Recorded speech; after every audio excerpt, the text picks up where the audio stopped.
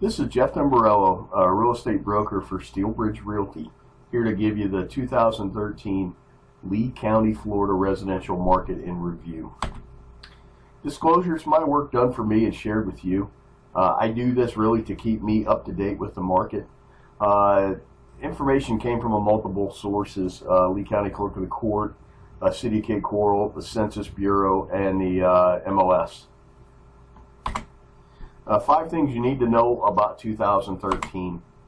Foreclosures assume the new normal status. I really think our channel for foreclosures going forward is going to be 200 to about 350, and I think they're going to bounce in and out of that until we over leverage and then correct. Total list pendants called to mortgage foreclosures. This just shows you the entire trend of what we went through to give you some perspective on where we are within the foreclosure trend. Because for a number of years, from essentially 07 until about 2012, the foreclosures were the primary driver in our market. Investment yields are starting to compress. There's the age-old battle of price versus value. In 2009 and 10, I had clients reporting to me that they were getting anywhere from 6 to 9% a year cash on cash. We're seeing, when we put properties in our spreadsheets, it's now in Lehigh Acres and Cape Coral, which were in kind of hotbeds for investor activity. We're seeing 3.5%, 4.5% a year cash on cash returns right now. New construction is already gaining market share, particularly within the gated communities. We did a study on Moody River Estates, and 46 of the there were 46 recorded sales last year, and 69% of those were new home sales. And they have a lot more contracts, and they're building a lot more. This is just what was actually recorded and delivered. D.R. Horton in Moody River is delivering new construction product at or near the cost of resale homes. And I took a look at Bellaterra. It looks a lot like it. The builders are really driving it. It's fascinating to watch, and it should spread from the gated communities out into just the scattered lots at some point as well. The market grew and the price grew last year. We had 12% more volume, actual dollars moving through the market. Median price was up almost 17%, and the average was up 11%. A couple other noteworthy things: 60.7% of the sales were cash. That's pretty good. Nationally, it's 25%. And our distress percentage was 21.9%, which is down. The previous year, it was 31.8%. And at 21.9% of the sales counts being distressed, they really can't drive the market anymore. It's traditional activity that's driving the market. Bubbles of activity within the market. 75,000 in 2012 is pretty much where all the action was. All the action now is 125 with a little bump in the 90s as well. Some market specifics. Property types are changing. Single family percentages of the market are down, while the condo type assets are trading at a much higher percentage within the market. Particularly villa attached, manufactured homes are up. All this to me points to more retirees as a percentage buying within the market. Just a snapshot of 2012. I'm not really going to bore you with all the specifics. Snapshot of 2013. Not going to bore you with all the specifics on that. Differences. The average price went up 2.7%.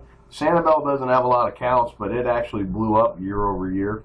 North Fort Myers went up, prices went down. There was a bunch of distressed activity in North Fort Myers. It was one of the last pockets of distressed activity.